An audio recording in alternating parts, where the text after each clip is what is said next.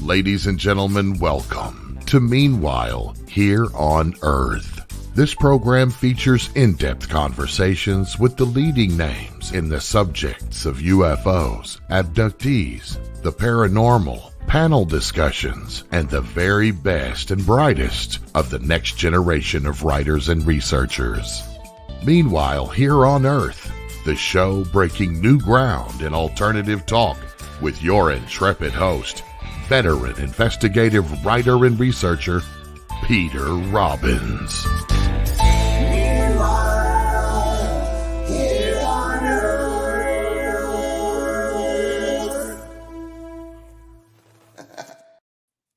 And as the man says, hello and welcome back or to Meanwhile Here on Earth.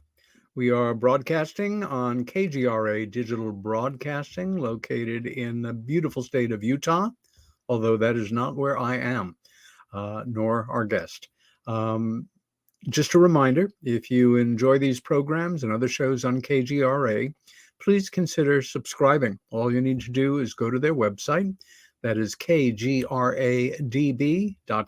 DB for digital broadcasting. At the top, you will quickly find the area to register to become a member. And whether it's by the month or by the year, if you use my first name, Peter, I memorized that when I was quite young, as your subscription code, you'll get a full 30% off. Before we bring on our esteemed and return guest, I wanted to take a few brief minutes to talk about what I think is a rather exciting development in the world of serious UFO studies. One of a number of our most dedicated archivists on this subject is David Marler, whose collection of UFO files, books, minutiae, memorabilia, ephemera is legendary. David announced this past week that he and several equally esteemed colleagues are starting on a new venture, which is going to be called the National UFO Historical Records Center. And reading from the nomenclature they put out, it is going to be a group of UFO historians and archivists led by Marler, including for those of us that are total geeks on this stuff, legendary names, Jan Aldrich, Rob Dyke, Barry Greenwood, Dr. Mark Roediger, Rob Zwitek, and others. It is going to be based in the beautiful state of New Mexico in Albuquerque, and will be a central repository for all records UFO related and the material that it's generated. There are a number of really fine repositories of this information. One of the best known is at the Roswell UFO Museum and Research Center in Roswell, New Mexico. This is not competition. It's all good. And I understand the folks at the Museum and Research Center have congratulated and sent their best wishes to David and company. As somebody who really passionately believes that if we do not understand or appreciate history, we will repeat our mistakes repeatedly. And this subject, which, years ago one could say it was a bunch of fringy people or believers, has come into its own. Very few people would even consider suggesting at this point that there is nothing to it, and that a percentage, whatever it is, of the phenomena identified as UFO or UAP is indeed advanced technology from parts unknown, coming and going from our planet with impunity, under the guidance of intelligent beings, or an intelligence for sure. I will be giving updates on this subject because it is dear to my heart, And this will be a facility that will be, on the public record.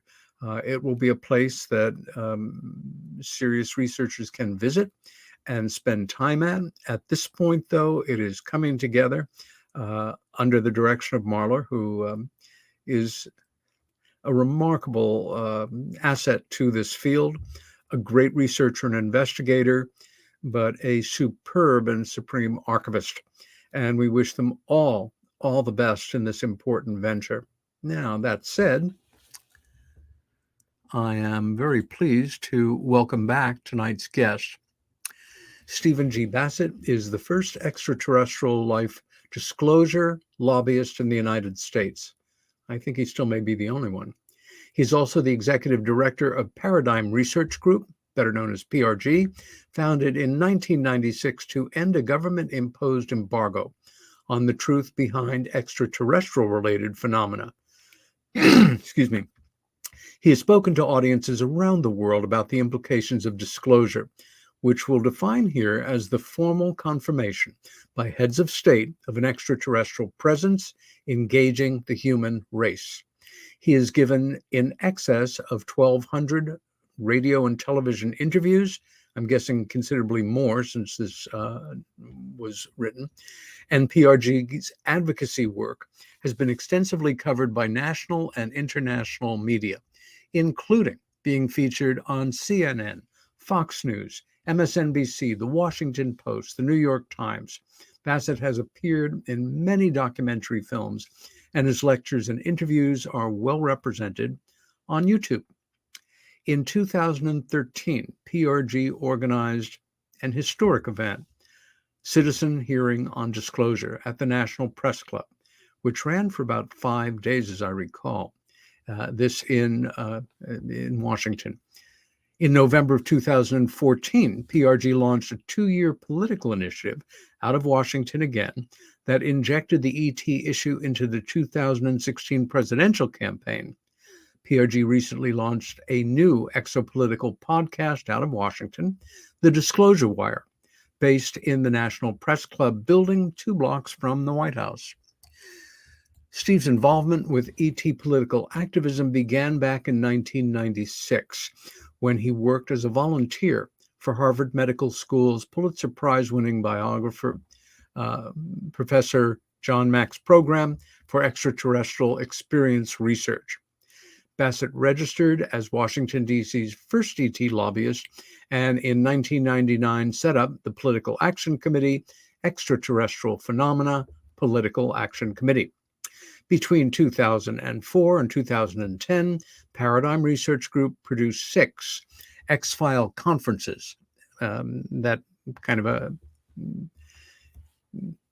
way of saying exopolitics conferences, in the Washington, D.C. metro area.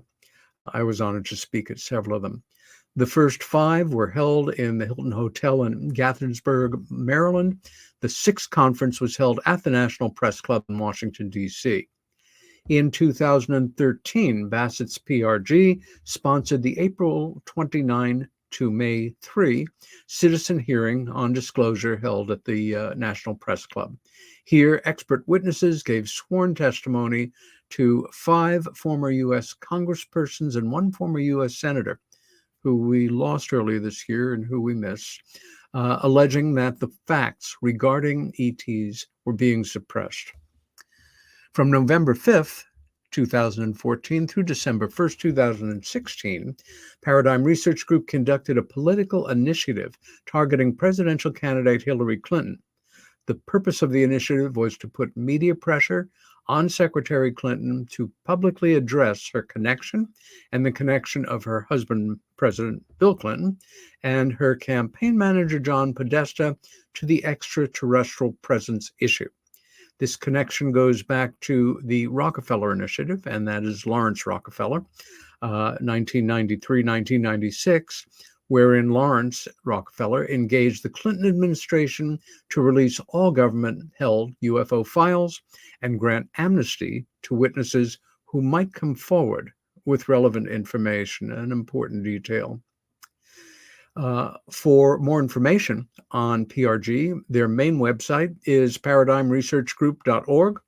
I believe we've kind of kept it to that, but we'll find out momentarily. Stephen Bassett, welcome back to Meanwhile Here on Earth, my friend. Peter, it's always a pleasure to be with you. You're one of the most eloquent, thoughtful, and knowledgeable people in this field. Just look at the library behind you.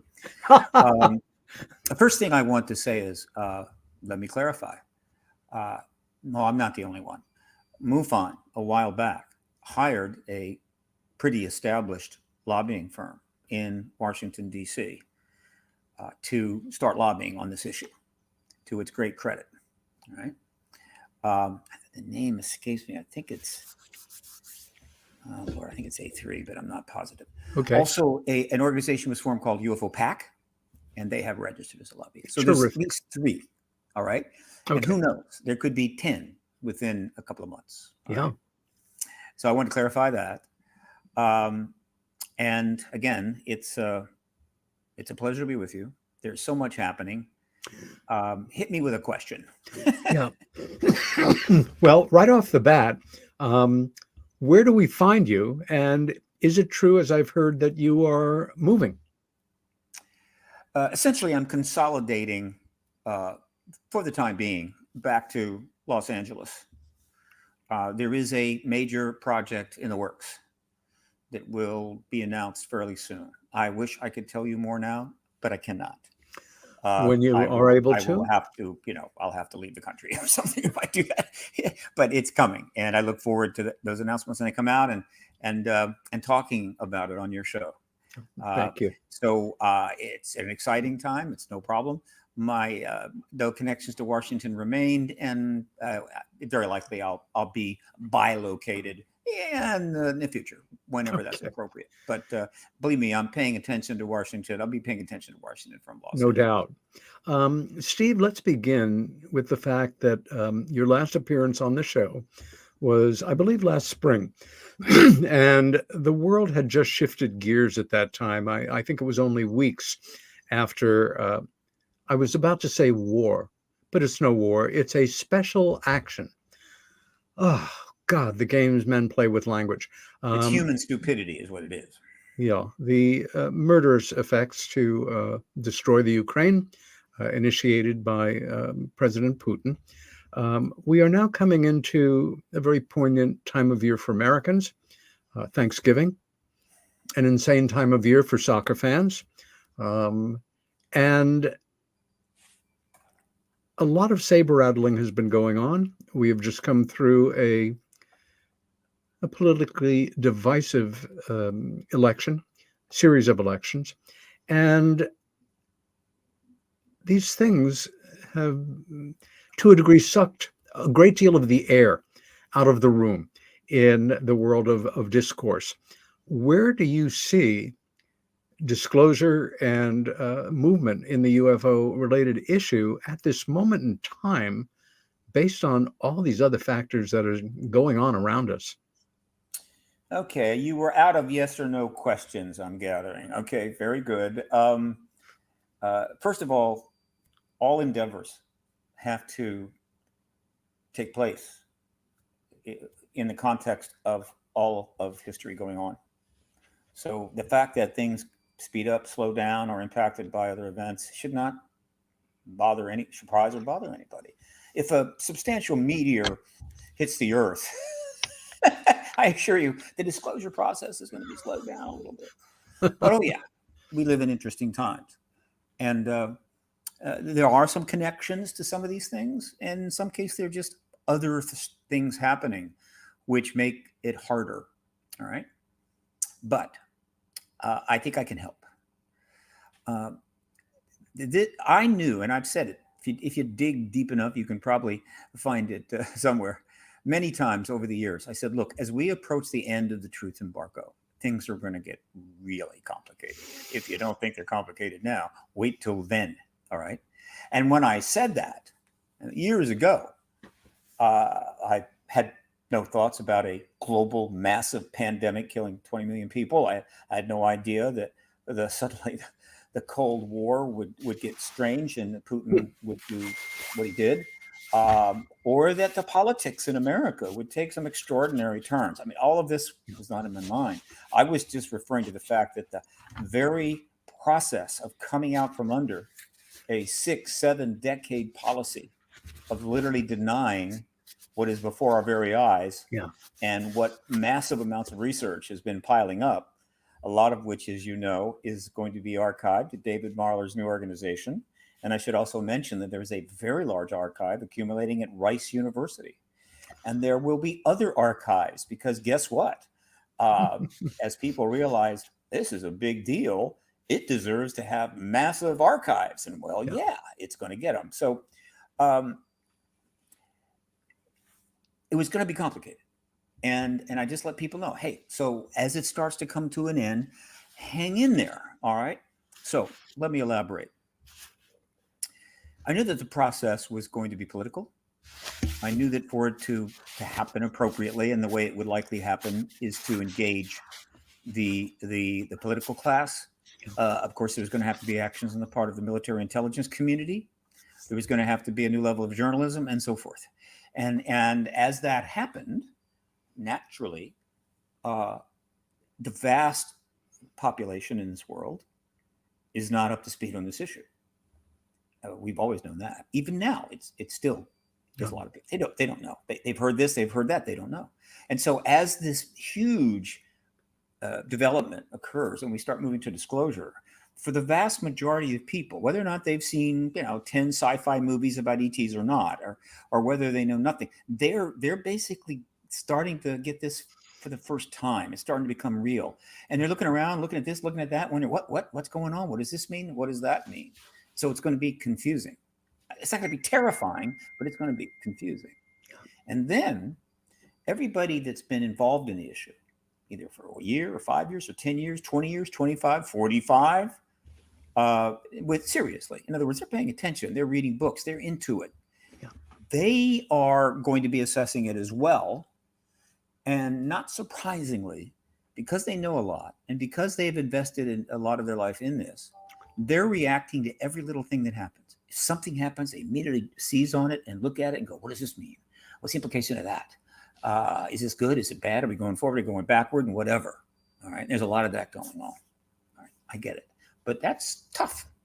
All right. So what I do, I mean, there's so much going on at some point. You've got new podcasts forming all the time. You've got the old podcast, whether they're video or audio, gaining more and more subscribers. You've got a massive Twitter group that's developing. You've got other social media. New organizations are forming, serious organizations. New scientists are getting involved. And I'm not just talking about the US. I'm talking about the UK, Italy, and so forth. All around the world, this is sort of happening. And there's no way to keep track of that. But it's happening. All right. And that's exactly what you would expect, because this is a big deal. So what I do is I just hop on a balloon and I take it on up to about, 10, 20,000 feet. And I just kind of look down, because I don't try to get into the granular stuff. There are plenty of people that are doing that. God bless them. But I'm looking down, trying to see as much of the total picture as possible, and then conveying what I see to people so that it will assuage their anxiety, maybe mitigate some fears, or at least eliminate some confusion. All right. And that's what I want to convey tonight. All right. Here's a few points. Let me jump in. Yeah, go ahead. With the question, more from a historical perspective. We're old enough to remember a different world, the Cold War, its impact on us as young people. And at a certain point, and I'm trying to remember when it clicked in and who was the scientist or the group of scientists to initiate it, but it was something called the Doomsday Clock. And it's something that PRG has paid particular attention to. It essentially is based on the state of the tensions in the world, the potential for nuclear war, how many minutes before midnight we are. Over these past months, since the beginning of the special action in the Ukraine, more and more talk has been around the possibility and the potential for tactical nuclear ordnance to be used. Tactical is an incredibly dispassionate term. In this sense, it means essentially battlefield launched small weaponry. In fact, I know one possibility of launching a small nuclear device off of a ramp on the back of a Jeep. I find these things, like most sane people, extremely unnerving. And where we are right now,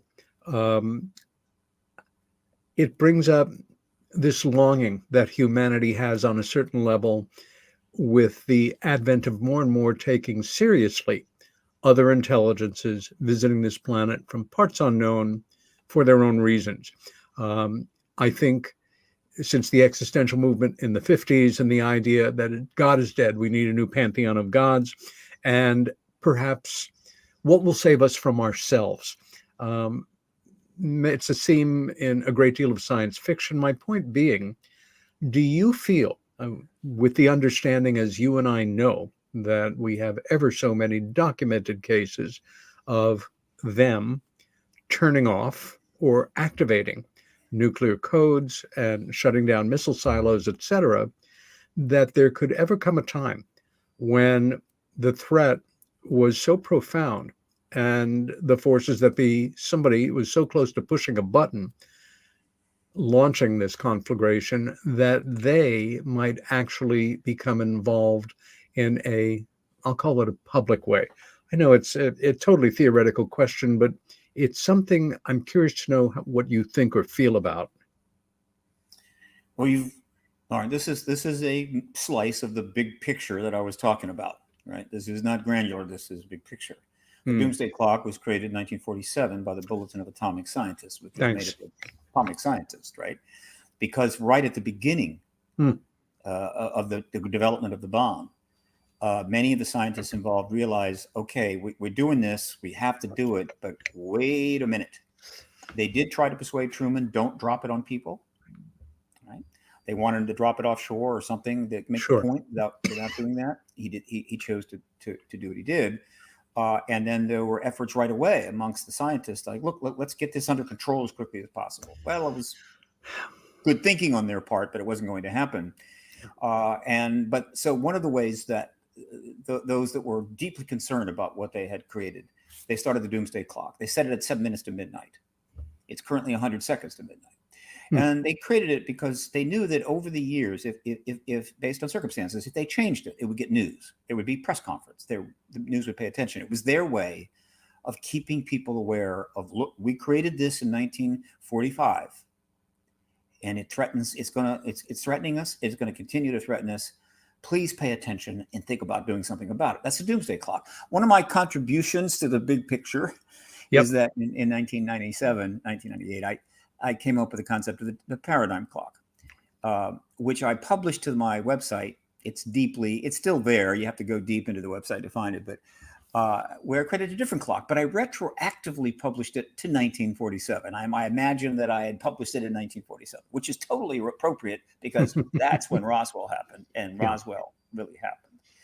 And I set it to 7 minutes to midnight, just like the Doomsday Clock. But the paradigm clock is about disclosure. Paradigm clock, midnight on that clock is 1 second after the heads of state of a major nation, immediately followed by the rest, confirms that this phenomenon is non-human. Maybe they can say where it's from or not, but it's not human. It wasn't made here. It's not piloted or controlled by human beings. It's another non-human intelligence. That's disclosure. That's midnight of the paradigm clock. And then I published a chronicle showing how over the years from 47 on, things happened that kind of moved it closer or far away. It wasn't bad. I finally sort of ran out of room, but I created this metaphor. Doomsday Clock, paradigm clock. All right. These are two very different clocks, obviously. Over the years, I came to realize that, boy, are they connected in ways I didn't fully understand in 1997, 1998. Because eventually, I became quite aware that probably the most significant things that non-human intelligence engaging us has done, and I'm sure there's some contactees out there that are going, hey, the most significant thing that they have ever done is they've been, visiting me in my bedroom at 2 a.m. since I was 6 years old. Well, yeah, that's important to you. I understand that. But the most significant thing in the broad picture, and this has been confirmed absolutely 100%, repeatedly, is that they come down, a craft, clearly not a balloon, clearly not a drone, hover over nuclear facilities containing ICBMs, not only in the United States, but in the Soviet Union. How many times is not known, but we know there's already evidence for a number of times that makes me think that there's probably a number of other times it was, how would you say, contained? And they turn our missiles off one by one. And almost everyone involved agrees that it can't be done. You just can't do it, right? They're all separate, they're isolated. You might be able to get to one, but to get to them all in that rapid, impossible. Okay. And we also learned, and this is maybe even more profound, that on at least, I'm going to say 2 occasions, and any researchers out there that can clearly correct me don't have to do so. I love being corrected. At least once in the U.S., once in the Soviet Union, they put them into launch cycle, which is not turning them on. It's putting them into position to launch, and none of the people in the facilities could stop it. So a lot of them pretty much were stressed, and at the last minute, it was turned off. Now, these actions on the part of what I believe are the ETs, I have no doubt, are the most important of all. Period. Everything else they do, it's cool, it's interesting. Genetics, they may take blood and tissues from animals. That's interesting. Whatever. Crop circles, all interesting. Nothing compares to this, because obviously there is a reason, and a lot of people are spending a lot of thought trying to figure out what is that reason, and we're all arriving at our own personal conclusions. Though I think a consensus is developing. I know it's developing amongst the witnesses who have come forward with affidavits. They've given press conferences and have been trying for 30 years to get before the United States Congress to testify on this, but Congress will not touch them. And the Air Force pretends they don't exist, because this testimony, no disrespect meant to the pilots, Dietrich and Fravor and so many of the other people that have come forward, pretty important testimony, tic-tac, pretty cool. This testimony is absolutely significant, profound, and has to be presented to Congress and the American people. And so it's clear that there is a profound connection between our nuclear weapons and the presence of these ETs. It's not the only reason that they are here. They've been around for a very long time, well before we even had, the internal combustion engine. But right now, and if you look at the intensity of the engagement, the amount of activity going on, the amount of sightings and so forth, has accelerated from Roswell on, and is now really accelerating. The number of sightings being reported is staggering. And I don't think it's just because people are paying attention. There is this incredible connection. Okay, so this is an example of a big picture thing that I invite people to think about, okay, and struggle with, try to understand and make the connections they can make. Now, to answer your question, would extraterrestrials, as they have done in at least one occasion that was filmed, where they knocked a dummy warhead off of a test missile, would they simply decommission, destroy whatever nuclear weapons launched by accident or intention? All I can say is they have the ability to do it. I think nobody will deny they have more than enough craft, in our near surround to do it. And they have the ability to do it. Would they do it? I don't know. And I don't want to find out. That is an all-in move on our part. Meaning, let's just find out. Let's launch all the nukes and we'll find out. It's all in. You either win it all or you lose it all. We can't afford to do that. And so I invite most people, simply take that off the table. Just don't invest in it at all. Now, why? I mean, why not? I mean, if you want to hold that hope out, okay, go ahead. But here is the downside to that. and it doesn't apply to everybody, but people that are in a position to really help the disclosure process forward, to the extent that they're thinking, well, the ETs, if we launched it, our missiles, we'll just turn them off, are not going to be as engaged or as intense about getting this issue resolved. Let's just talk about nuclear weapons reduction, which we've just pretty much given up on, right? Okay. In fact, we have right now nuclear weapons expansion again. Where's the effort on that? Well, it's not there. And so if I don't want anybody sitting around going, well, we really need to start dealing with the nuclear weapons issue and start reducing those warheads. But if they get used, the ETs will turn them off. Bad idea. All right. So that is my answer to that question. Now, let me get into a couple of things real quick, Peter. As I said before, everybody is trying to react to every little granular thing that happens, and it's very confusing.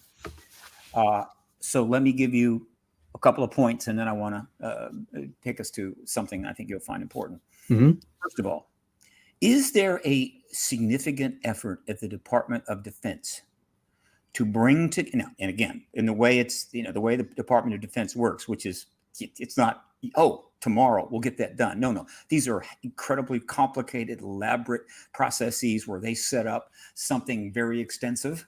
So if you ask the Department of Defense to set up a full group in order to deal with potential sabotage in the oceans of telephone lines or gas pipelines, my God, there will be 20, 15 officers, and they've got to cover this, that, and everything else. They got to appoint people. It's a big deal. Probably costs too much, maybe too big. But that's the way they work. Is the process of building a very extensive cross-agency working group, which will involve 1,000 or more people, to service all of the requests of the United States Congress in this issue? Absolutely. It is underway. I know this as fact. Okay? So that's happened. 2, is the United States Congress, in the form of legislation, fully engaging, getting this process going, and seeing to it that it's done properly? Right? Absolutely. That is happening. All right. So great. All right. That's good. We should all be thrilled about this. But here's where it gets a little tricky. And I'll just give you one example. I don't want to beat this to death. There was a report due on October 31. There's been a number of things requesting a report here, report there, whatever. And that's part of the process. Okay. They asked for a report. Nothing wrong with that. Though a lot of people are out there going, screw the report, right? I want you to bring out the damn ETs and the crash vehicles and whatever, and let's get on with this. No. This is part of the process, setting up structure. Well, that report has been late.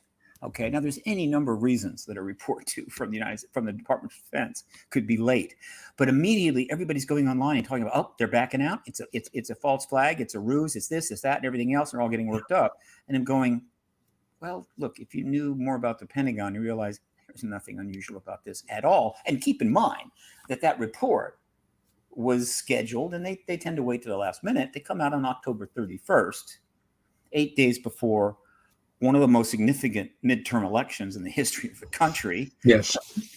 And so forth. So please, let's chill. All right. So that's an example. So overall, everything is moving forward as it should be. I am totally happy with this. And I got 26 years invested. All right.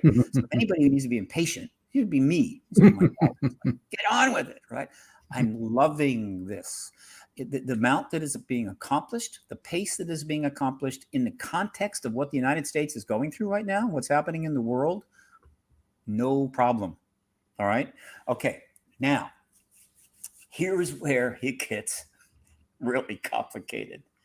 And I've said this many times, and I'm going to have to say it many, many more times, because it is, to me, and I'm getting an article together, which I'm hoping will be published as an op-ed soon in a significant publication. We'll see.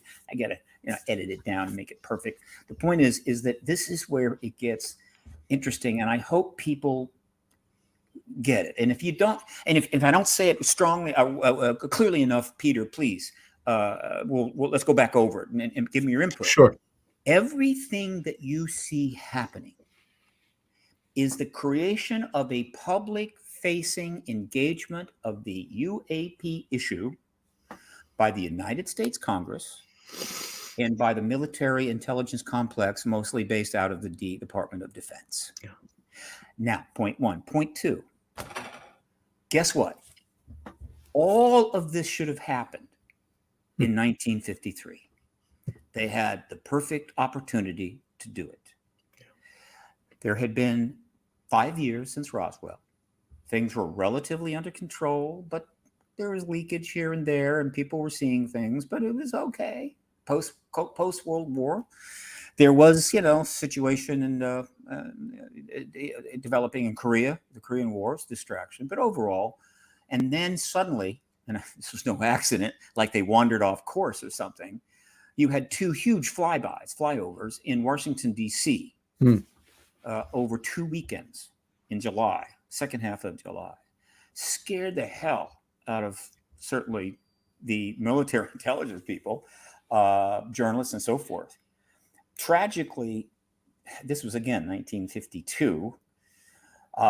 Nobody was able to run outside and get photos of this. Now, or if there were a few photos, they have not seen the light of day. Correct. However, there were a number of recreations, and you see these on the internet, basically recreated photos that try to demonstrate what people saw, but they're not actual photos. I acknowledge that.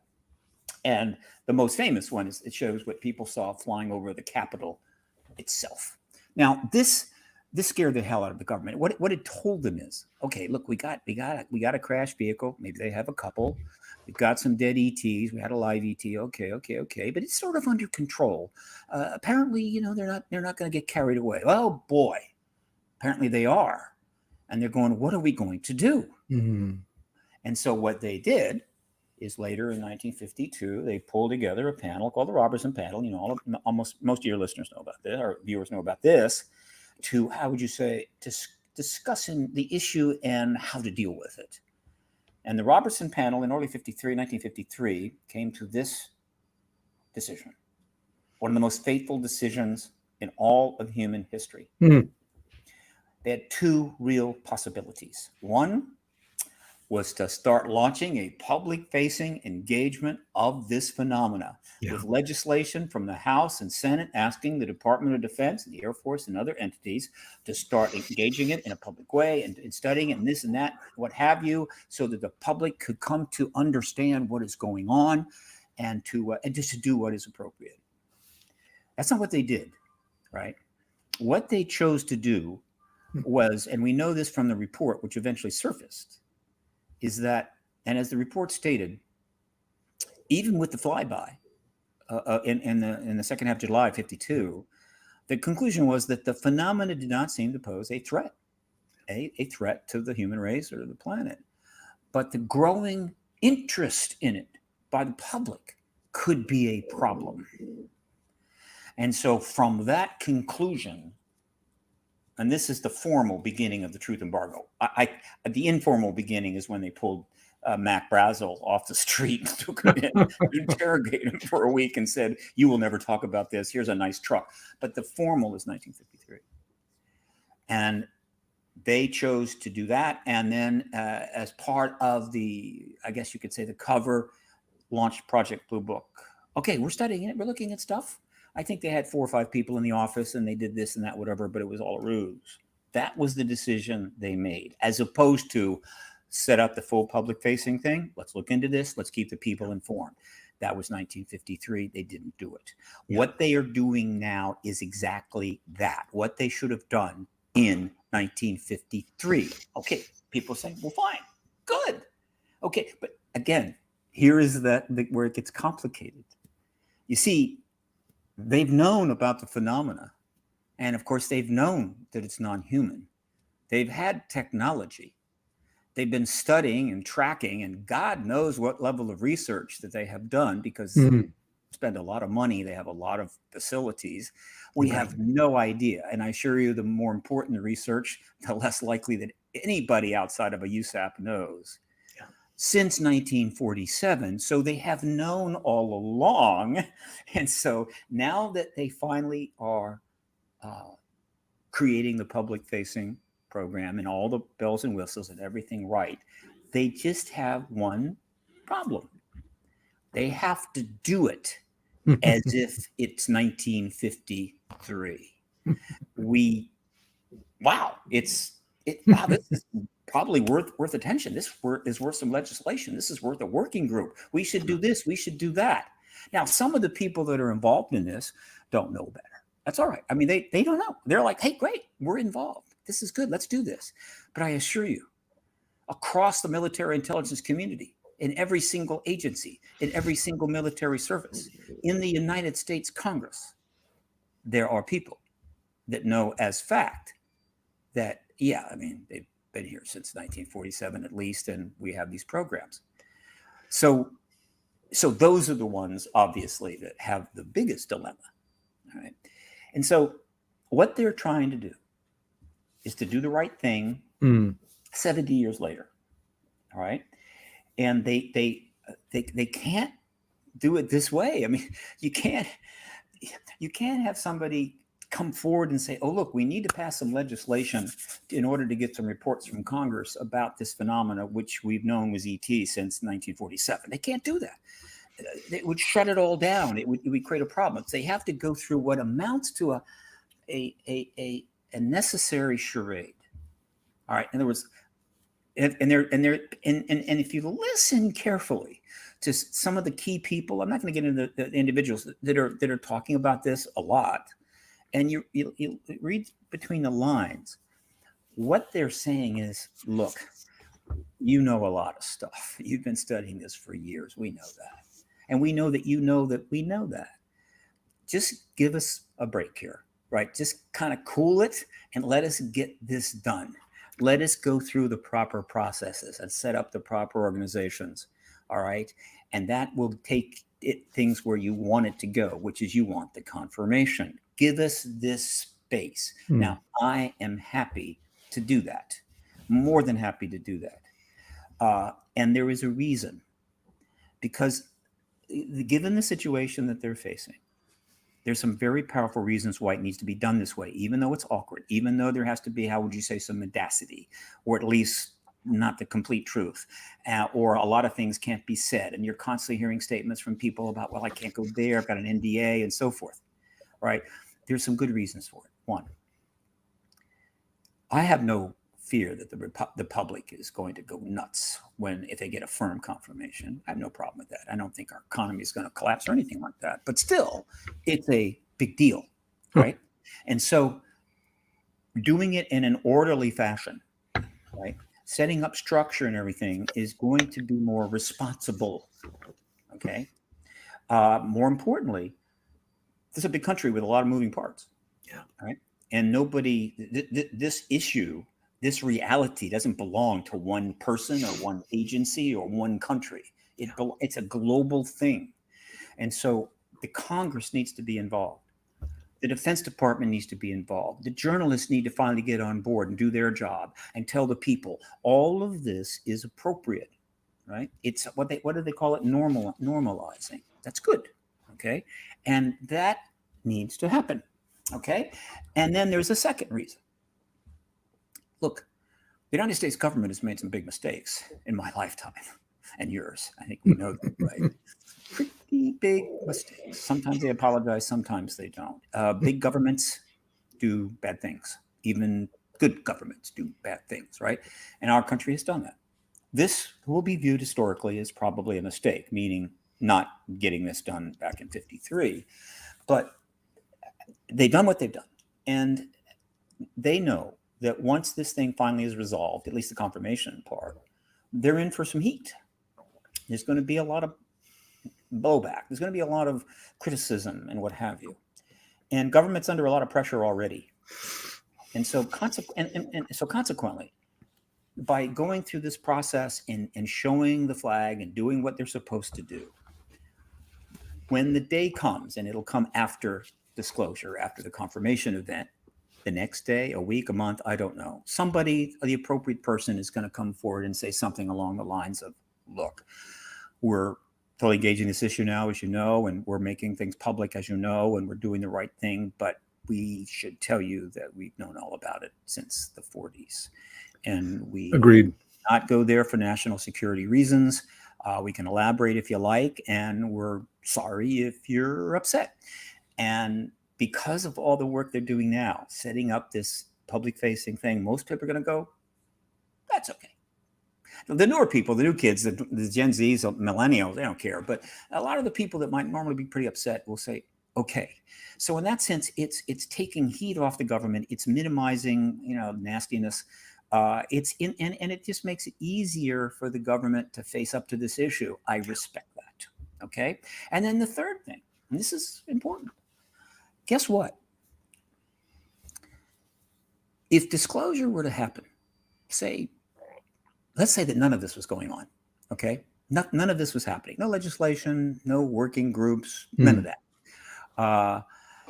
And then suddenly another head of state, Xi Jinping, confirmed the extraterrestrial presence, trotted out a huge amount of evidence, making the point absolutely clear. Guess what? Every single thing that is being done over the last couple of years, all of the public-facing structure is going to have to be set up anyway, because the demand for information, the engagement of the world in the issue will go up 1,000-fold. Yeah. And so they're still going to have to do it, but now they're getting it done ahead of time, right? So all of the stuff is not going to be wasted. It's going to be put to real use once disclosure comes. So when you see it from 10,000 feet that way, I'm inviting people to go, wow, okay, I can be patient, not indefinitely, but I appreciate what you're doing. I support it. And I'm watching very carefully that you don't start backtracking. And I am watching for that. This late report is not a backtrack. I can tell you, I know enough to say that the disclosure process is absolutely not going to retrograde. It is going forward. It is never going backward again. The truth embargo's days are absolutely numbered, and that we should feel confident that this is going to happen. And that's where I'm at right now. Yeah, we're back. Steve, shifting gears again, and we're about less than 10 minutes from our break. One of our guests in the chat room asked the question, and purely subjective response here, do you think some of our technological advancements over the past 60, 70 years have been specifically given to us by, for lack of a better term, them, as opposed to the proposition that's often put forward, if you feel that's the case, that we have engineered, we have back engineered, we have taken things down to the hairpins, gotten the basic technology down, and then gone off on our own. Any particular feeling on that, one way or the other? There's limitations to what we could know there, but here's my take. First of all, the very presence of the ETs, their anti-gravitic craft moving around as they do, obviously confirms that you can do it. And so for the last 75 years, a whole lot of people seeing that it's possible, that makes it a lot easier to throw themselves into figuring out how it's done. And so in that regard, they have profoundly stimulated anti-gravitic research.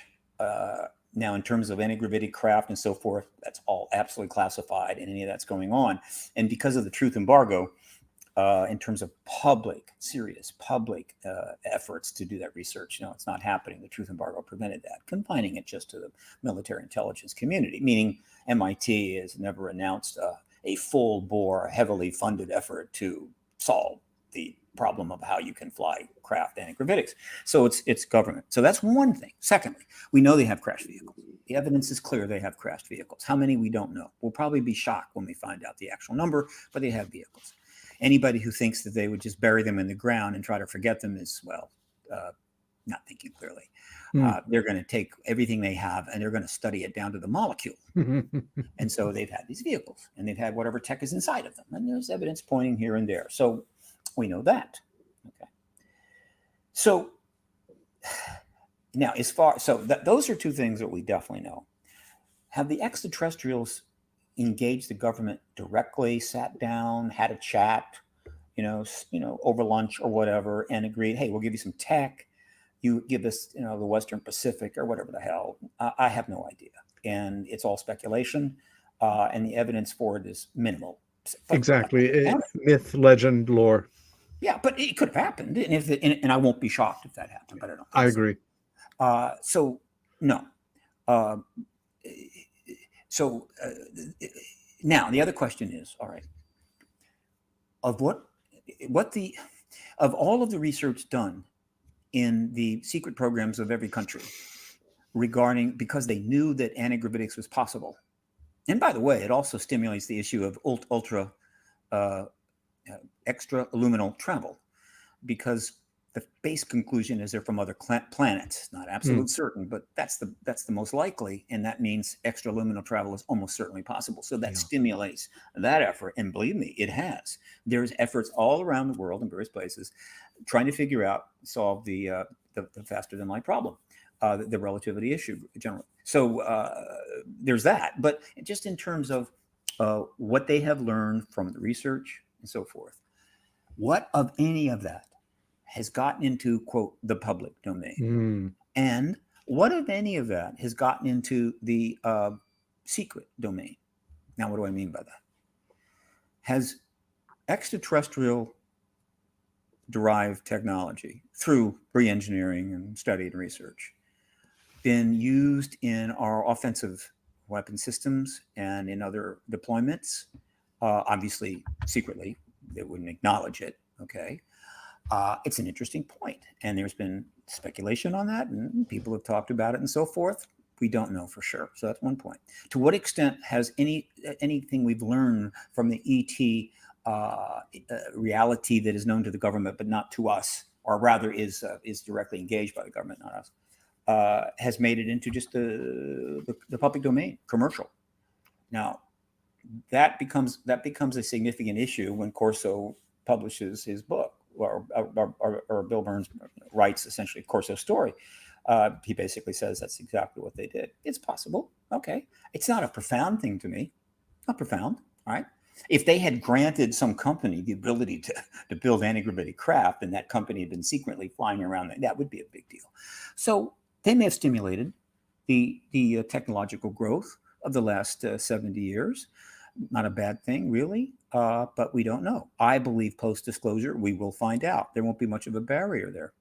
So that's basically my response to that question. And again, as you can see, it's more of an overview. There are people that will go into granular detail about this particular doc, referring to that, and somebody that got interviewed in 1962, and they were at Area 51. I get it. But that's the general sense that I think that I have, and that I would offer to the public who isn't going to take the time to go deep into the subject. We're going to pick up this question on the other side, but let me just kick it off now. Going back to about New Year's and thinking where we are at this moment in the latter part of November, looking at the Strum and Drang, the interactions between elected officials who are seriously involved in this subject, how do you think things have progressed this year over the past 11 months or so, considering how much distractions, for lack of a better term, there have been internationally on the political scene, et cetera? It's been great. I'm happy to elaborate much detail on that. Please. But I think we're about to the break. How much time have we got to the break?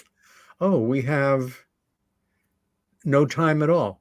This is Peter Robbins and my special guest for this evening, Stephen Bassett. We will be back with Meanwhile Here on Earth in 4 minutes. Stay with us. Oh.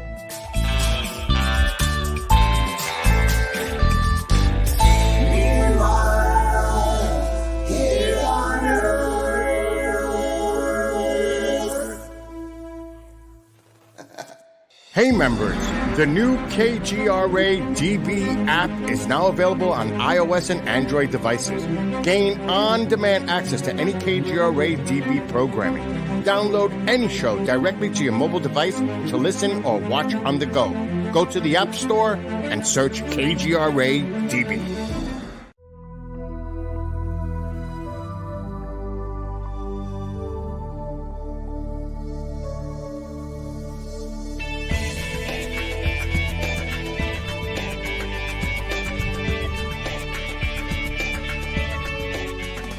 Are we alone in the universe? The most important question facing humanity is on the verge of being settled once and for all. The Mutual UFO Network has been at the forefront of this journey for nearly 50 years. Our members worldwide are dedicated to the research, documentation, and awareness that will shape the future of humanity. Won't you join us?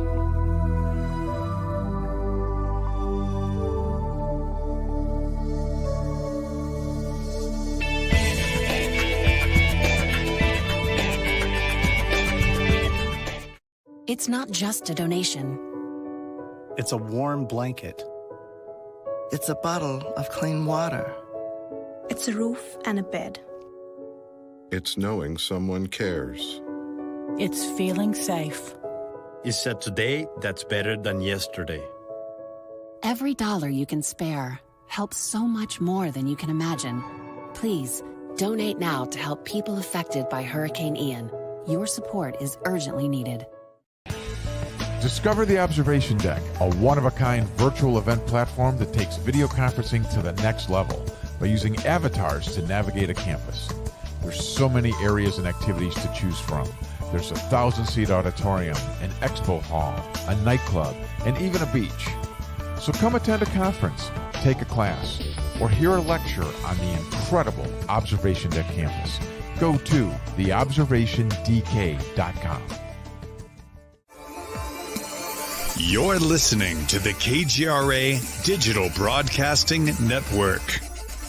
We provide unparalleled coverage of trending news in the world of ufology, cryptozoology, and paranormal phenomenon. Whether you're watching our video live stream or listening to one of our audio programs, you are getting the best from world-renowned researchers and hosts, guiding you through topics the mainstream won't touch. Miss one of your favorite programs? No problem. Head over to the members area at kgradb.com for access to our massive library of award-winning content. Make contact, stay connected, only at kgradb.com.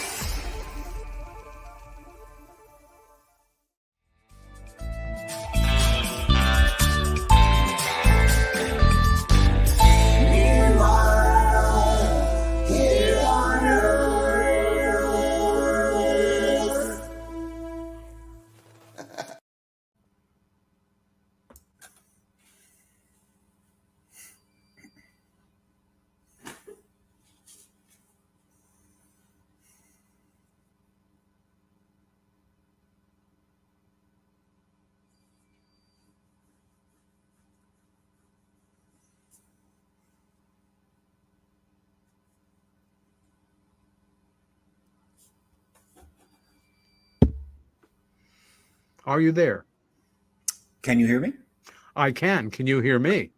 I can. We can continue then.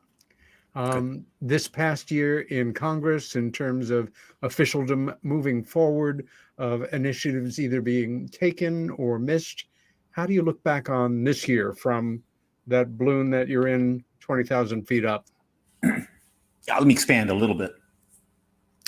The creation of this public-facing engagement of this issue, the most important issue in the world, was going to involve legislation. Okay, it was not going to happen by a presidential executive order, I can assure you. Now, there are some other countries that wouldn't have to go through legislation. If the leader wanted to tell the people, they would just do it. Okay, and that could happen at any time. If it does, it does. But in the United States, it was going to involve legislation. And when it comes to legislation, the vast majority of American people have no idea what is involved. You know, there was this little video that went around years ago, how to make a bill, and people were thrilled about that. And they watched it and they go, oh, that's how it's done. You can't imagine. We're a democracy. And we have rules, and we have 435 members of the House, 100 members of the Senate, and we have a process. And legislation is difficult. There have been significant issues in our country where the effort to get the legislation done to effectuate something took 10 years, 15 years, 20 years, 25 years. That's the way it is. If you don't like it, move to another country. In this issue, finally, in the last 3 years, we have had major language put into the Intelligence Authorization Act for 2021, 2022, and 2023.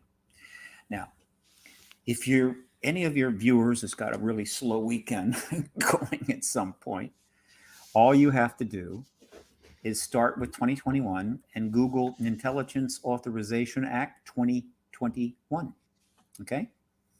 And when you find it, all of this stuff is at congress.gov, by the way. When you find it, all you have to do is do a word search on unidentified, and every single part of that bill dealing with this issue comes right up. And it's substantial. Okay? Same for 2022. Call up the 2022 Intelligence Authorization Act and do a word search on identified and read it all. Read all those sections. And that brings us to 2023. Now, that bill has not been finalized yet. It's very soon. It's going to go under what is called reconciliation, in which the Senate version and the House version there'll be a group that comes together, and their job is to come up with the final version, reconciles both bills. Sometimes this is easy, sometimes it's hard. And as soon as that reconciliation draft is done, it's then passed by the House and Senate, boom, goes to the president, signs it, that's it. So right now, there are two versions of the 2023 Intelligence Authorization Act. And all you have to do to find them is, well, again, it's on congress.gov. You could search there, or you could just go to Google and Google House 2023 Intelligence Authorization Act, and then Google Senate 2023 Intelligence Authorization Act, and they just pop right up. And then you do a word search on unidentified and go to town. Now, I have read these bills. Okay, it's really fun. The most important one is the Senate bill. Now, the House bill is written in very different ways, but you can see where it's still connected. I don't see any serious conflicts, but there's some things in the Senate bill that don't turn up in the House bill. I'm not sure about the other way around. Yeah. But guess what? It's the Senate version, which was introduced by Mark Warner, the chairman of the Senate Intel Committee, that has the heavyweight. All right. That's the one that that language is most likely to be there. And so that's the one I want to talk about. Yes. Right. And give people that 20,000 foot view. All right. So one of the first things you find out when you read these two bills is that the working group that's being set up under the overarching concept of the Unidentified Aerial Phenomena Task Force is getting another name. I think it's its fifth one. Okay. The last name that was in play was Arrow. Okay.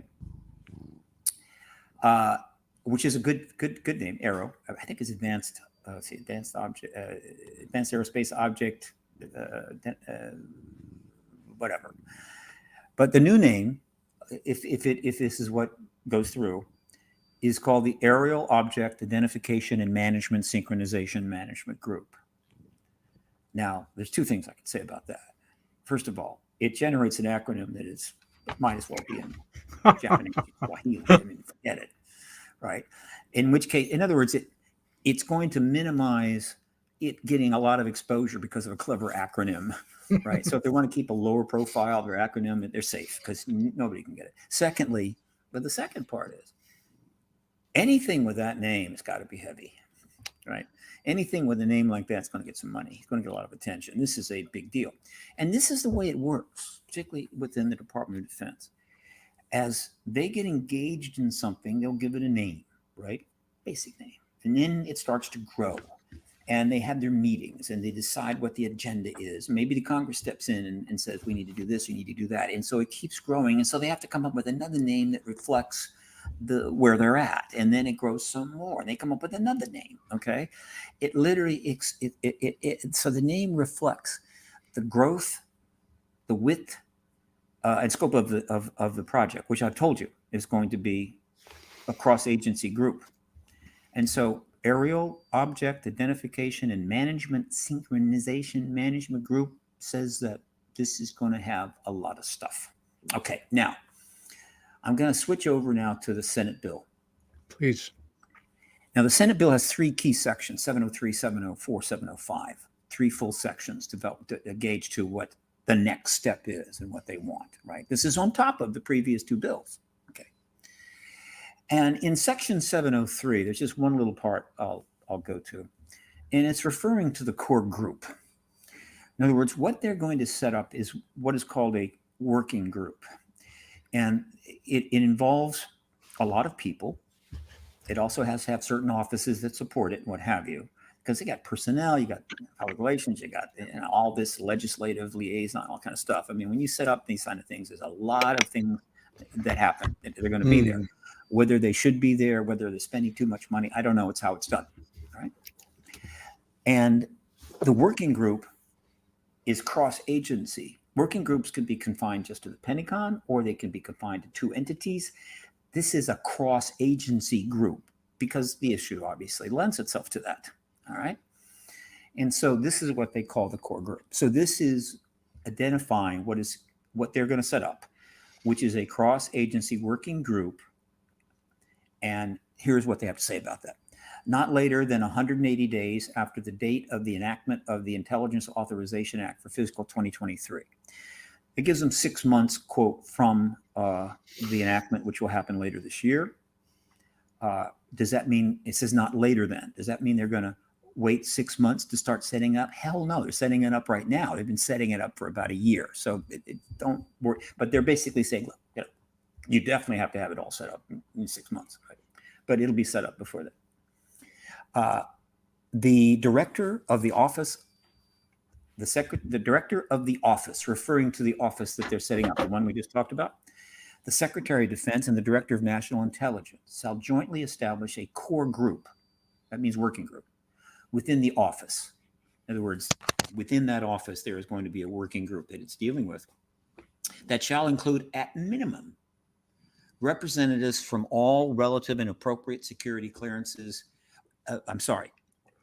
Establish a core group within the office that shall include, at a minimum, representatives with all relevant and appropriate security clearances from the following. So what's in this working group? Let's see. The Central Intelligence Agency, I've heard of them. The National Security Agency, yes, I've heard of them. The National Reconnaissance Office, the Air Force, the Defense Intelligence Agency, and the National Geospatial Intelligence Agency. How about the Space Force? Not mentioned. Interesting. Yeah. But remember, it says it's not limited to that, but will include at a minimum. Okay. My understanding is there's probably, I think, 6 or 7 more already that are probably going to be in that. Remember, this is in the legislation, right? That has been, but there's 6 or 7 more. So again, for those that are out there, what is this real or not? Again, just imagine that they're in public legislation saying that representatives with the right clearances from all of these entities will be responding to an office an office that I'll mention in a minute that we have the name for, which I already forgotten. No way I can remember that name. Nobody can remember that name. Going forward on this issue. Hey, who could want more than that? I mean, that's as much as you could possibly want. Now, what I'm going to do now is drop down to section 704. I invite people to read all this. It's government speak, so take it easy, have a glass of wine, whatever. But it's in section 704 where things get really interesting. So let me go on down here. Section 704 is entitled Unidentified Aerospace Undersea Phenomena Reporting Procedures. Okay. Notice they constantly now refer to aerospace undersea phenomena reporting. Interesting, isn't it? Now, a lot of people go, why all undersea stuff? Why is that a big deal? Why does it matter? Again, remember, the principal problem of setting up this now public facing program and not having to get pounded on later for like trying to screw around with it again, as they did back in the 1950s, is, you got to address the phenomena. And while everybody is known for their whole life about these things flying around that nobody can explain and can do things that human craft cannot do, over those same periods, but more recently, in other words, the flying phenomena was obvious in the 40s and the 50s and so forth. But as we move forward in the Cold War, as you know, there was the development of massive submarine technology. Yes. Okay. Nuclear subs, greater depths, tons of them out there all over the place. And so during that period, not surprisingly, it turns out that they were encountering things moving around in the ocean faster than whales, faster than our subs, hell, faster than a space. Exactly. And guess what? Because this was being noticed by people on a U.S. nuclear submarine or a Soviet submarine, it didn't make it into the New York Times. It wasn't being seen by the average person. We didn't have the kinds of sightings that were commonly, seen and reported for decades. No, the average person wasn't going to see or have any awareness of something moving underwater, a serious object at 200 miles an hour. And so it was contained.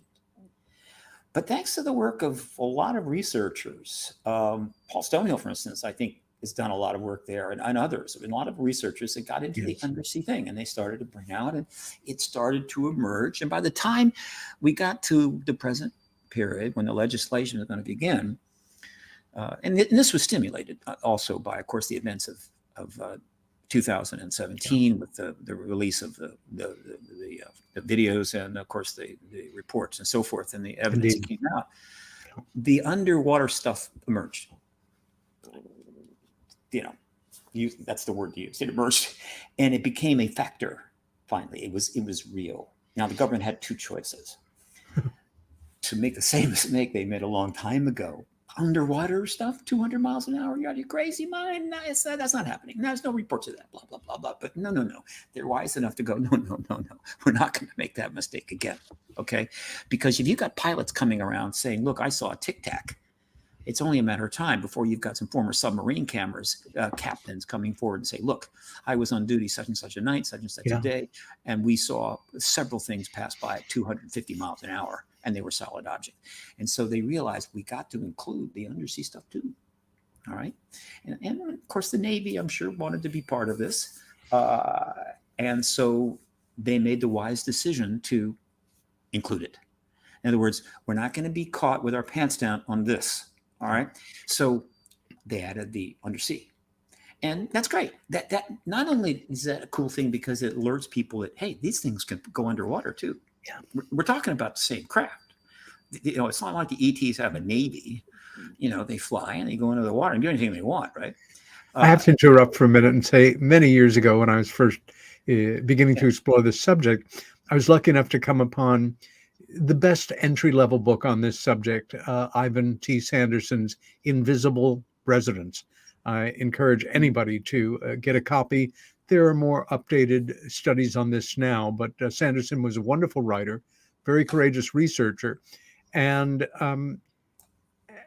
it occurred to me that if these intelligences could make craft that could go billions of miles through space, or let's just say a scout craft, for lack of a better term, that's only designed to come and go from mothership and do tens of thousands of miles, which is the most likely outcome.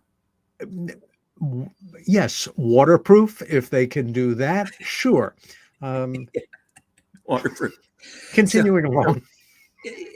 Now, how they move through water at those speeds, I don't know. It doesn't matter. I'm sure they can do it. I happen to believe that these craft are not interstellar. I believe there are other craft, and there's been talk about that, and those craft don't turn up. Those don't get seen much at all. Occasionally, maybe, but that's another, whatever. Sure. Right? I wait the details on it. But the point I'm making here is that when I talk about the 20,000 foot view, you see just the simple addition of underwater or undersea to the legislation has so many significant implications that most people, the average person who's not up on this, have no idea. Why is that important? What does it mean? It's very significant. And so when you look at the larger picture, I'm looking for these kinds of things. Okay. And so that is there. So that is what the section is called. Now, if this legislation goes through, and I'm almost certain it will, because when it comes to the Intelligence Authorization Act, they don't screw around with that, right? They don't have big fights over it, right? It's like, that's what it is. Boom, it goes out. It's defense. The Republicans are big on defense. The Democrats are pretty fine on defense. They're not going to argue too much about how the DOD should do this or do that. So I think this language is going to go through. There is some mind-blowing stuff in this section 704. Let me just go down, and hopefully I won't have to scroll too much. And after we discuss 704 and the other two sections, I want you to once again give the URL that people can go to begin to study this for themselves. Yeah, I will be happy to do it. It's not an URL. It's mostly just a simple Google search. No problem. There's a standard. There's a whole bunch of stuff in these sections about setting up this, setting up that, who's in charge of this, who's in charge of that. All of the bells and whistles that you have to do something within the Department of Defense or within our military intelligence community. A lot of people are going, we don't need all that stuff. Just get the information out, right? Just give it to us, right? Do what you got to do. This is all, no. This is the way it has to be. But the fact is, it's happening. So chill, right? Okay. This is the one that this blows my mind. Let me put it this way. If this bill gets passed in about 30 days and gets signed, and this language is in there, all I can say is, folks, that's all anyone needs to know, is that they're really serious about this. It is in section C, item 1. Okay. It is called Identification of Non-Disclosure Agreements. Seems innocuous enough, doesn't it? Okay. I'm going to read it very slowly because I want people to grok this. Okay. The Secretary of Defense, the Director of National Intelligence, the Secretary of Homeland Security, the heads of such other departments and agencies of the federal government that have supported investigations of the types of events covered by subparagraph A, and I think we know what those events are. Okay, let me read that. The heads of such other departments and agencies of the federal government, that's the whole federal government, that have supported investigations of the types, whether known or unknown investigations, distinction, covered by subparagraph A, which is, of course, UAP. It's not balloons. It's only UAP. It's not anything else but that. Of subparagraph A, subsection B1, and activities and programs described in subparagraph B, which is other stuff, of such subsection and this is important, and contractors of the federal government supporting such activities and programs. So we're talking about the entire federal government and any investigations that have happened in any of those entities, okay, including defense contractors, okay, that might have been dealing in this area, shall conduct comprehensive searches of all records relating to non-disclosure orders or agreements or other obligations relating to the types of events described in subsection A, and provide copies of all relevant documents to the UAP task force or the subgroup, cross-agency group. That means, let me just put it simple. Let's assume that that some of the Nimitz pilots were forced to sign a non-disclosure agreement with respect to what they knew. I don't think they did, but let's say they were. And they never came forward. And so we didn't have, at least Fravor was not one of the people that ends up being in play and so forth. Yeah. That non-disclosure agreement, a copy that is now being ordered, if that bill passed, to be sent to the task force working group, cross-agency working group, and then they would know who issued it, about what event, what matter, and to whom. And they're asking for all of them. Okay, they don't specify or subtract special access programs or unacknowledged special access programs. They're saying across the agency. So if somebody's sitting there in a secret program and says, well, you don't even know about me, I'm not going to send you squat. Well, they're at risk. But even if some of those are withheld, even if there's some parts of the U.S. government or the unacknowledged programs, special access programs, and they hold them back, they're going to get enough non-disclosure agreements relating to this phenomena and people that have been kept from coming forward legally to blow this thing wide open. But more importantly, by simply putting that in there, they're sending a message to the entire United States government and all federal contractors. Guys, we're serious about this. We're not playing around here. Okay, they don't have to put that in there. They didn't have to put any of that in there. I had no idea that was coming. They could have left that out and kind of fiddled around with it. That would have taken less pressure off the agencies. No, there it is. That is huge. So that's one, okay? Now let me cruise on down here a little bit. Okay.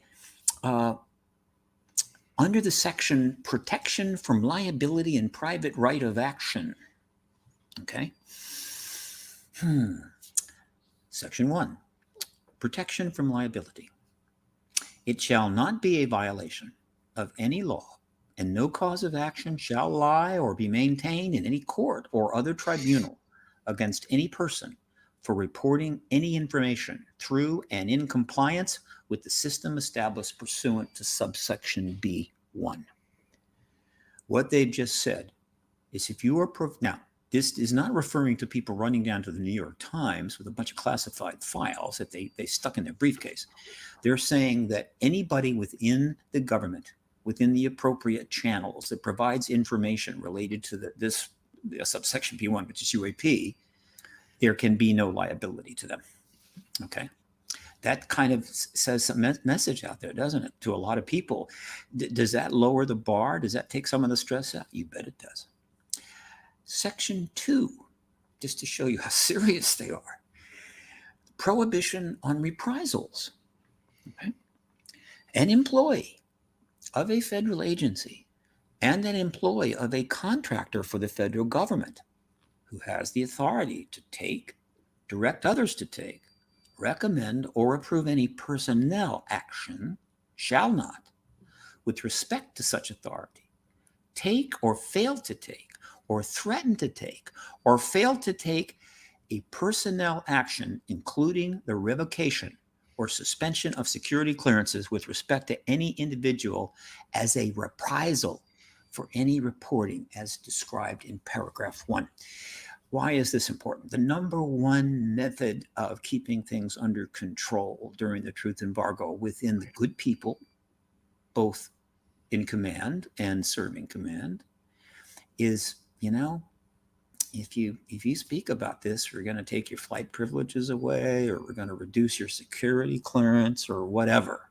And they're going to take them up in a helicopter and drop them into the ocean. This is the simple way to do it.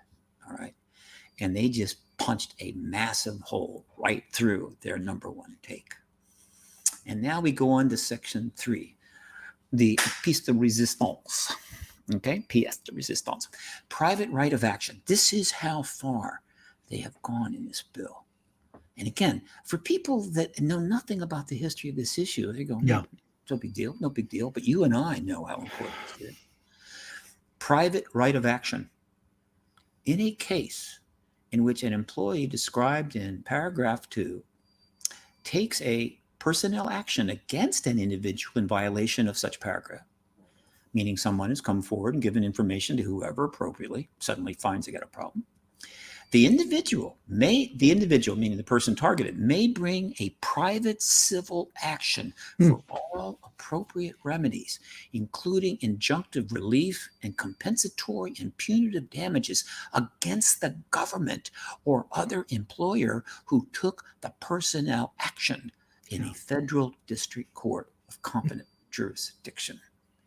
Now, people that know some things about government and the history of government and the military intelligence complex knows the government goes to great lengths to make it very difficult for you to sue it. Okay? there's so many situations where you can't sue the government.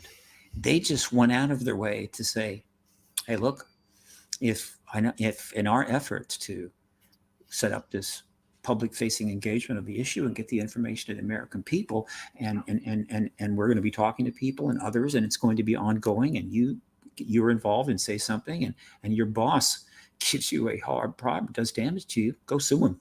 Sue us. Okay, was that happening back in 1950, 60, 70? I don't think so. This message, think about this.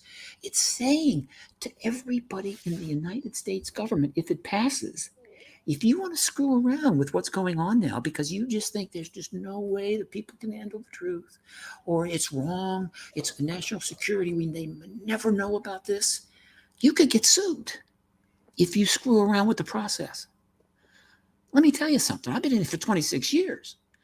I never thought in my wildest dreams that I would ever see that language in an intelligence appropriations bill. So that gives you a taste, just a taste of, well, it's the hype, but some of the major points. So I invite everybody out there who is wringing their hands over late reports or reading something on the internet where somebody takes a deep dive and comes out with the fact that the whole thing's a giant conspiracy being run by Dracos living on the moon or whatever the hell. Okay. And they're just go read the previous two bills that were passed and read the language in the Senate and House bill that is soon going to be reconciled and passed, and ask yourself, is this indicative of an effort to somehow keep the truth embargo going for 10 more years or 5 more years or 2 more years? So there you have it. Steve, and by the way, you want all you have to do is Google 2023 Senate Intelligence Authorization Act, 2023 House Intelligence Authorization Act. Pops right up. Got it. Quick question from our listeners. Do you think there are countries out there that are sharing the knowledge that they have about this subject quietly, discreetly, secretly, even though each country, hypothetically is a bubble of information, et cetera? Your thoughts on that? Look, this phenomenon has been worldwide forever. There's evidence for crashes having taken place outside the U.S. Yeah. There's one famous case, which I say famous. There's one case that always intrigued me. I didn't run it down, but it might be fun to research for those that do that kind of thing, about a crash in South Africa, where the South African government 90s said, this isn't human, and we don't want anything to do with this. And so they contacted the United States government and said, would you come take this, please? And the U.S. government, sure, go to U-Haul or go to FedEx, fed that puppy to us. We'll take care of it. I happen to think that in terms of the Western world, the free world, what do you want to call it, democratic world, given our position, our status, and everything else, it wouldn't surprise me if a number of things that have happened in other countries were immediately just turned over to us, because those countries did not have the resources to deal with it, that they would know almost certainly that we would know that something happened one way or another. And therefore, if we're not cooperating, if we're trying to deal with it privately, we're threatening their policy.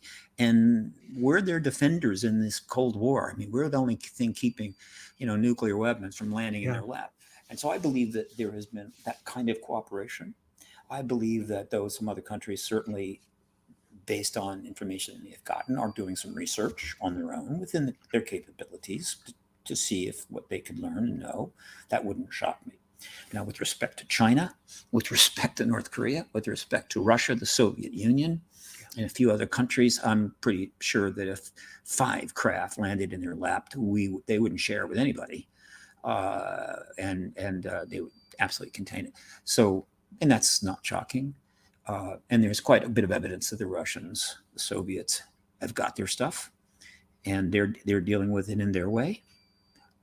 Clearly, they haven't confirmed it to their people. Okay. On the other hand, they don't send UFO researchers to prison. There are plenty of them in that country, and a lot has happened there. Paul Stonehill is the leading researcher in the world on that. I've been there. I talked with some of them myself back in 2018. So let's just say that of the various things that Russia is perturbed about, or that even Vladimir Putin cares about. The UAP issue is not a big deal. In other words, they'll deal with it when they want to deal with it.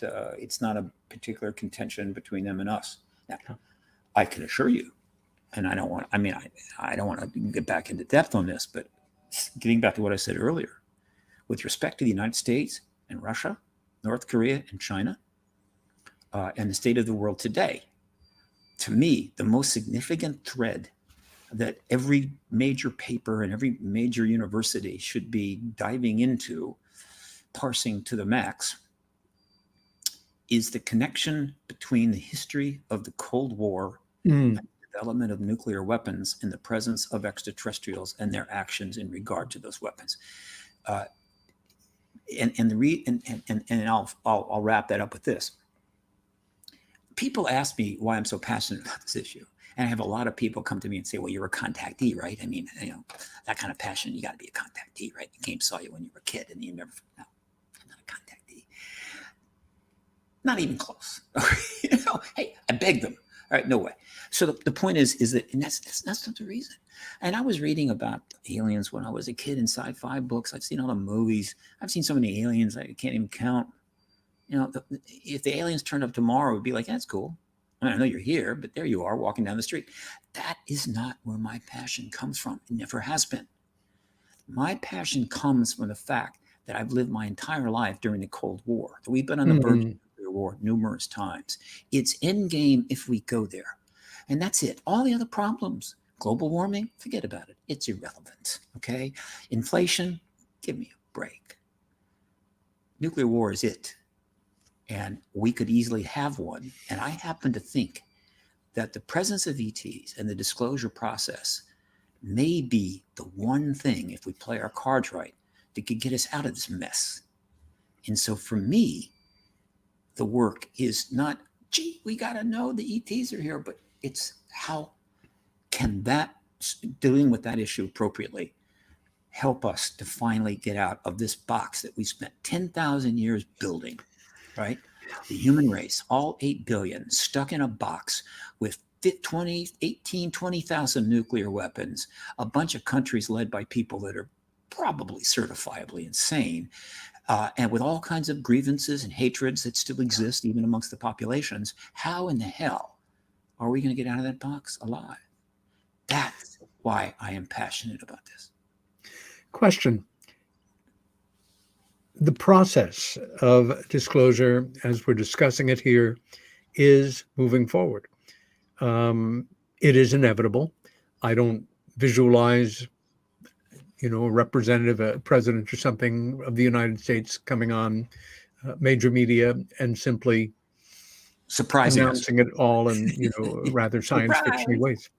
Yeah. However, just behind the veil, so to say, of the material that has captured the public imagination that the media has made sure everybody is absolutely overloaded with.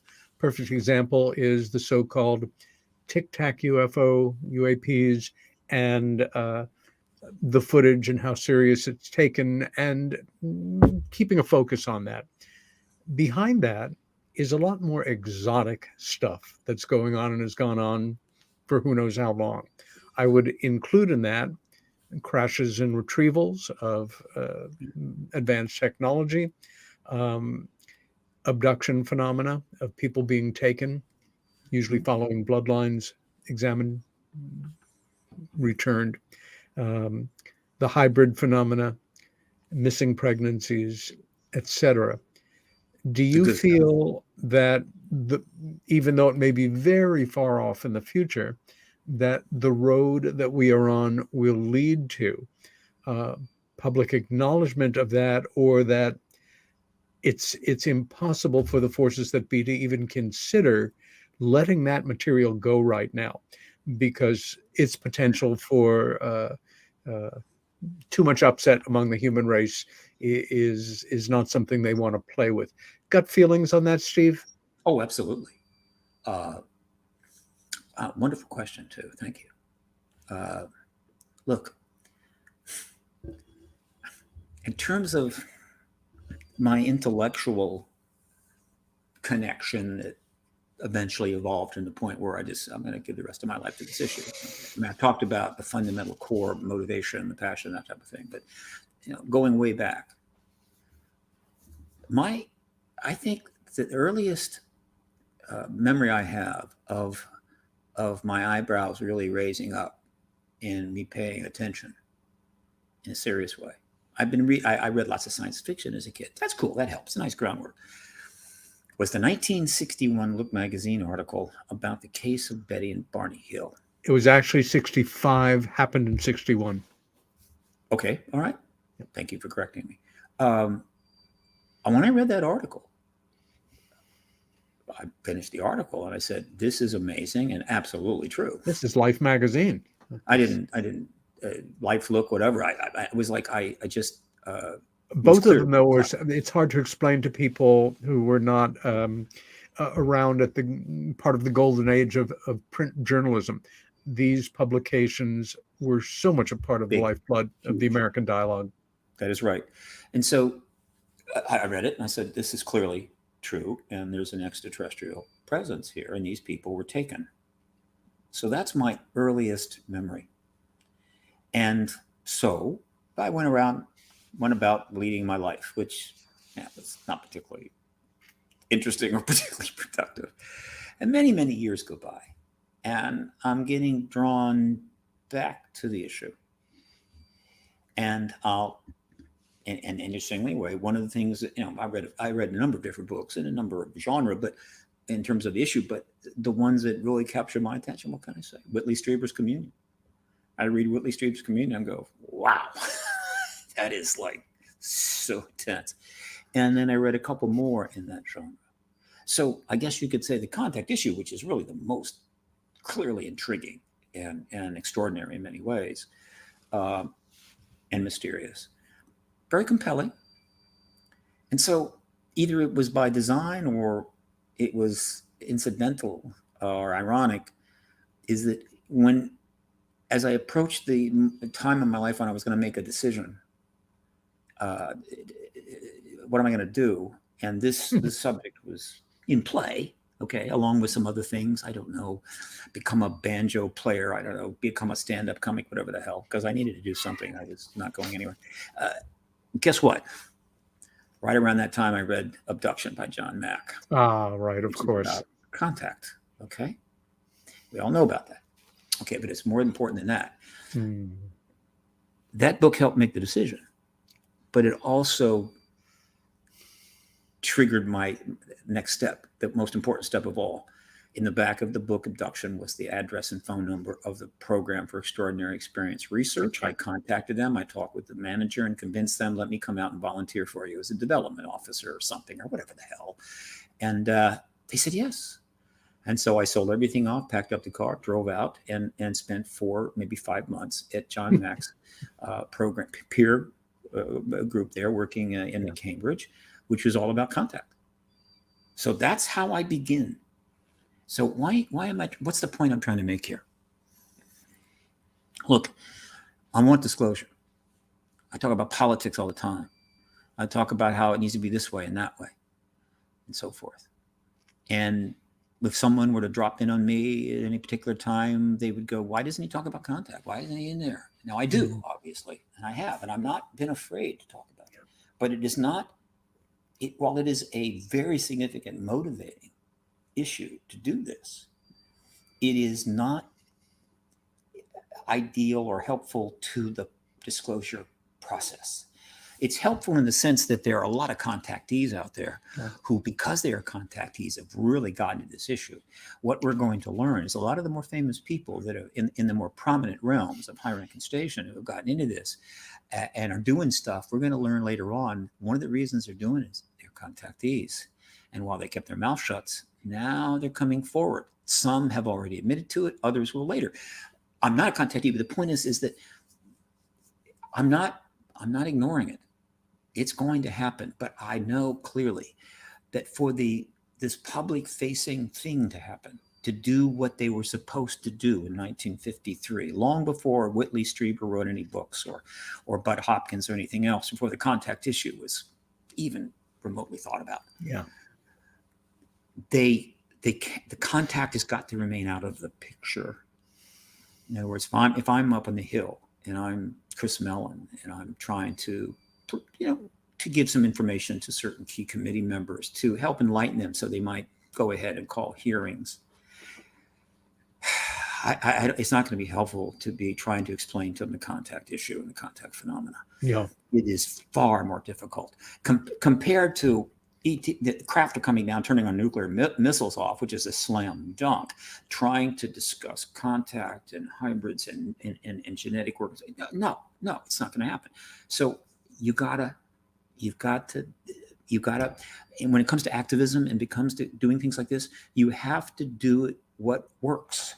Okay. Now, do I have any thought that we could end up getting disclosure, which would make a lot of people happy and satisfy a lot of people around the world and take a lot of pressure off the government? That in the aftermath of disclosure, they would take the policy, you got disclosure, we told you about the crashes and everything else. We don't want to talk about this context stuff. It's probably not happening, okay?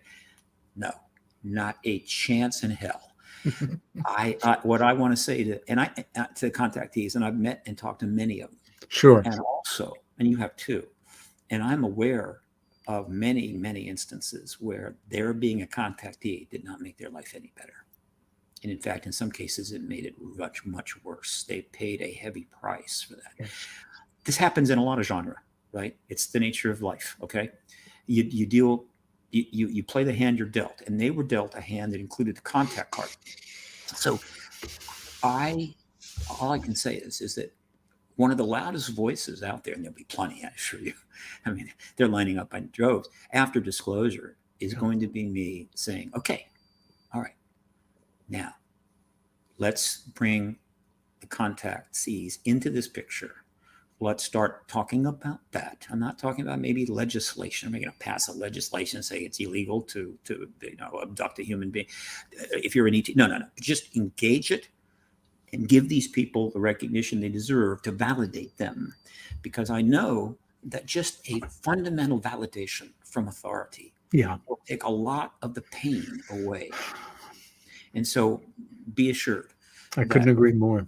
But it's going to be post-disclosure. Yeah. I mean, it's out there and you hear about it. It's going to pop up here and there. I mean, it's not all or nothing. Perfect example. Recently, Gary Nolan, who is just an incredible man. I love this man. He got the guts and that he has and the commitment he has and the work he's done. Tell folks in 30 seconds, a minute, a little bit about Gary before you go on. A renowned genetic scientist at Stanford who's been involved in all kinds of work and was and still a member of the To the Stars, now called To the Stars, but it started out as To the Stars Academy of Arts and Sciences. He was on the key group, the initial group. He's still there, but he has pretty much also gone out on his own. And he goes on with an interview with Tucker Carlson, and somewhere in there, he sort of alludes to contactees, okay? And you're going to see a little bit here and there. That's okay. All right. Are you going to see it in this legislation? No, not yet, but you will. All right. Because while I think in terms of the overall global situation, the relationship between ET activity since 1947 and the Cold War and the rise of nuclear arms is the most important. After that, in other words, let's say that we get rid of the weapons, okay, and we're no longer at risk of nuclear. That would be nice, okay, that's fine, okay, and that's kind of an existential thing. But when you get beyond that and you get into but let's now get into is there a much deeper relationship between one or more ETs and the human race now, the human race in the past, and the things that they want and are doing, okay, right? That ultimately will be even far more important, because ultimately disclosure leads to open contact. I simply can't imagine it any other way. I can't imagine that we finally disclose the ET presence and they go, okay, job is done here. Let's get the hell out of here, and they head on back. No. That opens the door for the broader picture.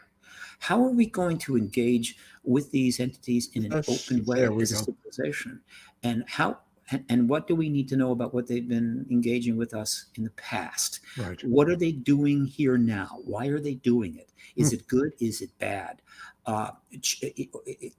Could it be done better? Why the genetics? All of these are huge questions, which ultimately will have a much more enduring place in our future than nukes, no nukes.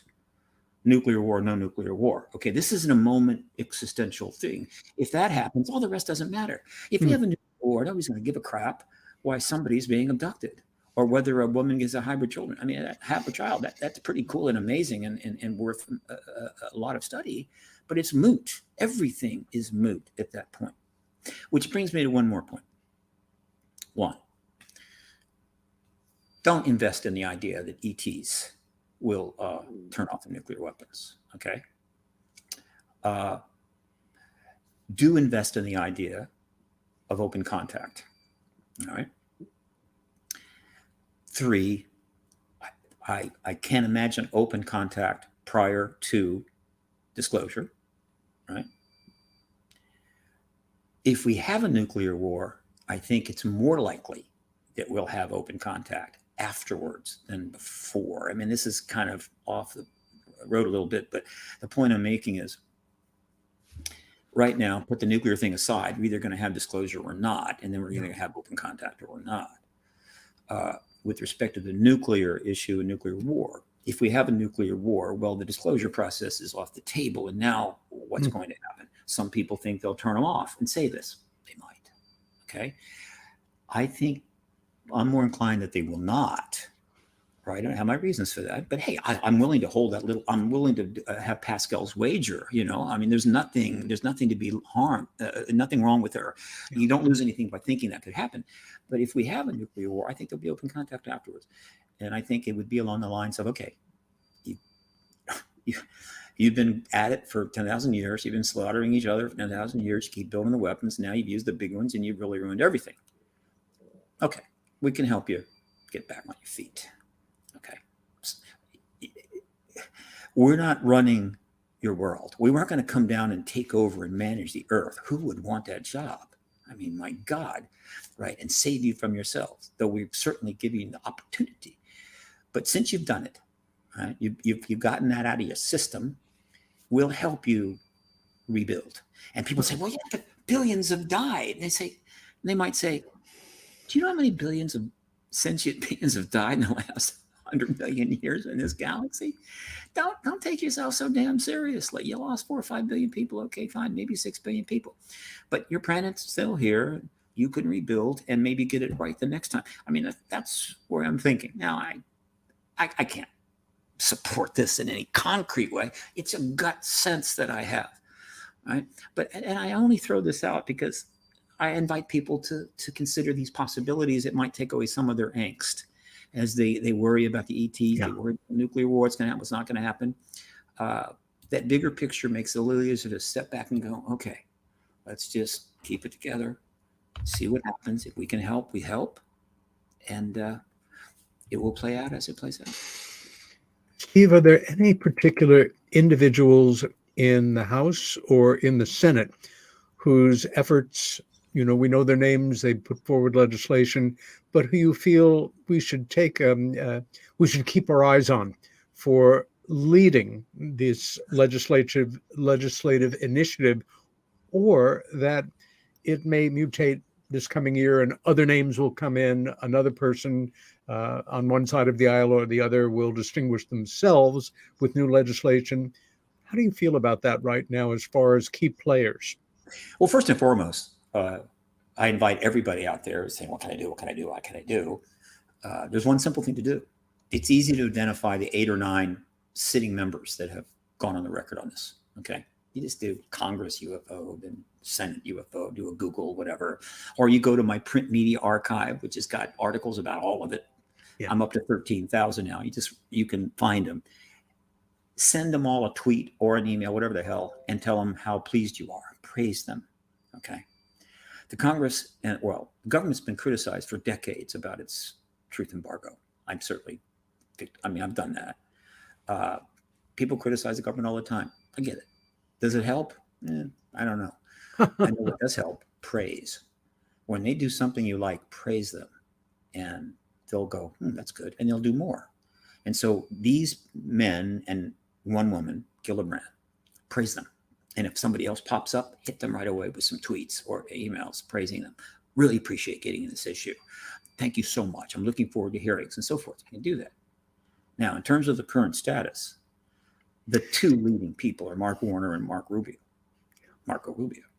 Rubio really got the ball rolling. Warner's, yes, he did. And he was chairman of the Senate Intel Committee when he did. Now, in the last 2 years, Warner has been chairman, but he took the mantle and he's obviously moving it forward. So they're in complete concordance on this.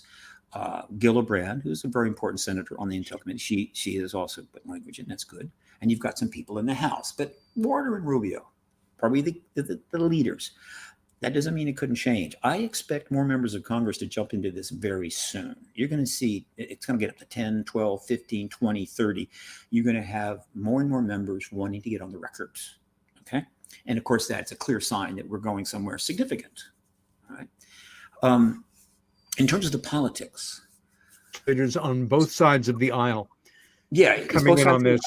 It's one of the more positive aspects of the political scene right now. Steve, I'm going to give you 60 seconds to sum up before I go into our closing. It's yours. Yeah, sure. The recent election is not going to hurt the disclosure process. I think it helps it. The Senate stays in the Democratic hands, which doesn't matter that much, but still, there's now a split government, but that's probably good, right? So the Republicans in the House committee people and the Senate committee people are each going to be able to be involved and get some glory and be in charge. That's good. The issue is the most nonpartisan issue in the world. Anybody who wants to politicize this, go for it. I don't see it. It's just there. It's a safe, major issue that everybody can get into, and people go right on. And believe me, not many issues they can do that. That's another reason why I think it's going to endure. So overall, the setting for new action, which will be hearings and so forth, is there.